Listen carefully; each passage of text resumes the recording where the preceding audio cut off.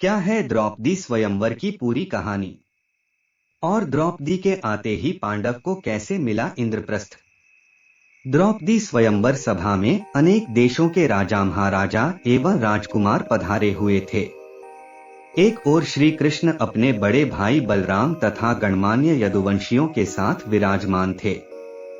वहां वे ब्राह्मणों की पंक्ति में जाकर बैठ गए। कुछ ही देर में राजकुमारी द्रौपदी हाथ में वरमाला लिए अपने भाई धृष्टद्युम्न के साथ उस सभा में पहुंची। धृष्टद्युम्न ने सभा को संबोधित करते हुए कहा, हे विभिन्न देश से पधारे राजा महाराजाओं एवं अन्य गणमान्य जनों, इस मंडप में बने स्तंभ के ऊपर बने हुए उस घूमते हुए यंत्र पर ध्यान दीजिए। उस यंत्र में एक मछली लटकी हुई है तथा यंत्र के साथ घूम रही है।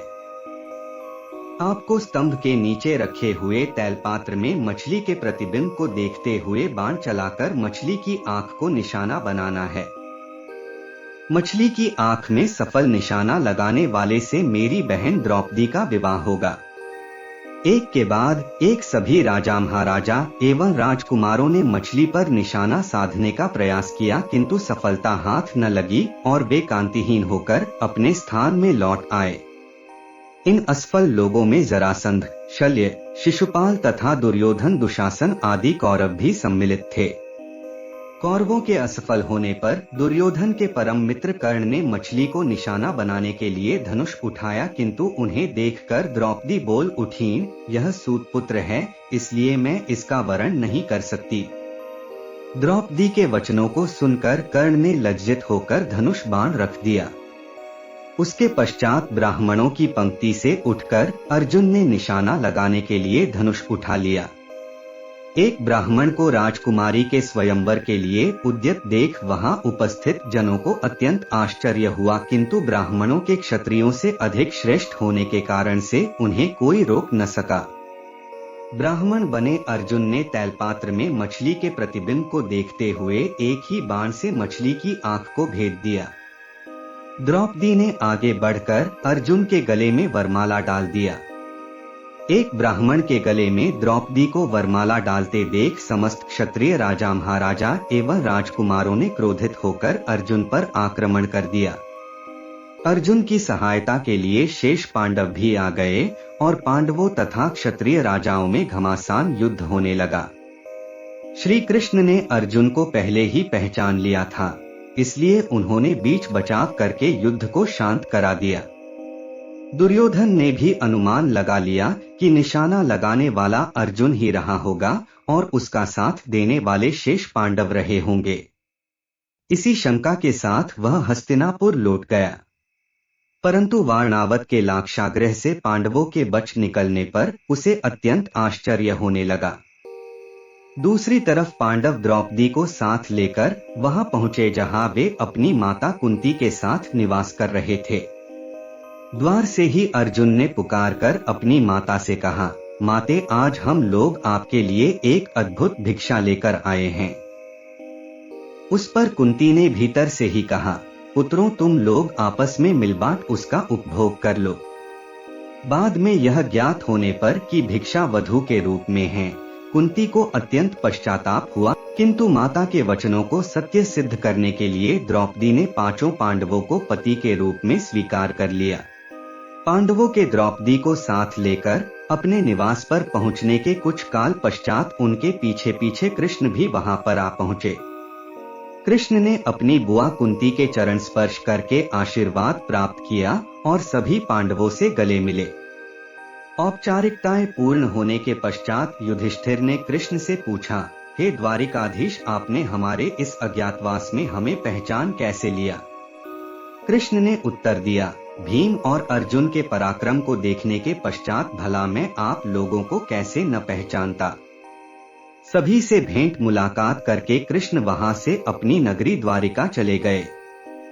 फिर पांचों भाइयों ने भिक्षावृत्ति से भोजन सामग्री एकत्रित किया और उसे लाकर माता कुंती के सामने रख दिया। कुंती ने द्रौपदी से कहा, देवी, इस भिक्षा से पहले देवताओं के अंश निकालो, फिर ब्राह्मणों को भिक्षा दो, तत्पश्चात आश्रितों का अंश अलग करो।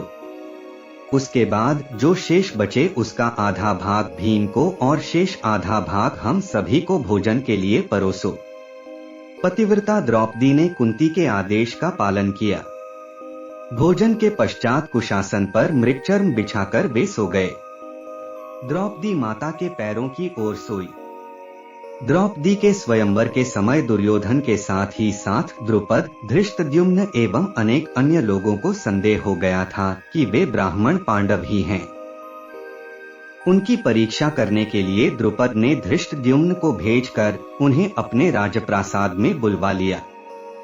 राजप्रासाद में द्रुपद एवं धृष्टद्युम्न ने पहले राजकोष को दिखाया, किंतु पांडवों ने वहां रखे रत्नाभूषणों तथा रत्नमाणिक्य आदि में किसी प्रकार की रुचि नहीं दिखाई। किंतु जब वे शस्त्रागार में गए तो वहां रखे अस्त्र शस्त्रों उन सभी ने बहुत अधिक रुचि प्रदर्शित किया और अपनी पसंद के शस्त्रों को अपने पास रख लिया।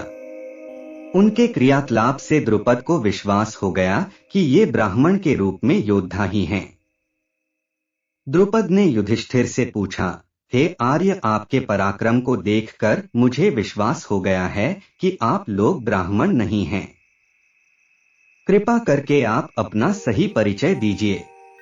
उनके वचनों को सुनकर युधिष्ठिर ने कहा, राजन, आपका कथन अक्षर सत्य है। हम पांडुपुत्र पांडव हैं। मैं युधिष्ठिर हूं और ये मेरे भाई भीमसेन, अर्जुन, नकुल एवं सहदेव हैं। हमारी माता कुंती आपकी पुत्री द्रौपदी के साथ आपके महल में हैं। युधिष्ठिर की बात सुनकर द्रुपद अत्यंत प्रसन्न हुए और बोले, आज भगवान ने मेरी सुन ली। मैं चाहता था कि मेरी पुत्री का विवाह पांडु के पराक्रमी पुत्र अर्जुन के साथ ही हो। मैं आज ही अर्जुन और द्रौपदी के विधिवत विवाह का प्रबंध करता हूँ। इस पर युधिष्ठिर ने कहा, राजन, द्रौपदी का विवाह तो हम पांचों भाइयों के साथ होना है। यह सुनकर द्रुपद आश्चर्यचकित हो गए और बोले, यह कैसे संभव है? एक पुरुष की अनेक पत्नियां अवश्य हो सकती हैं, किंतु एक स्त्री के 5 पति हों ऐसा तो न कभी देखा गया है और न सुना ही गया है।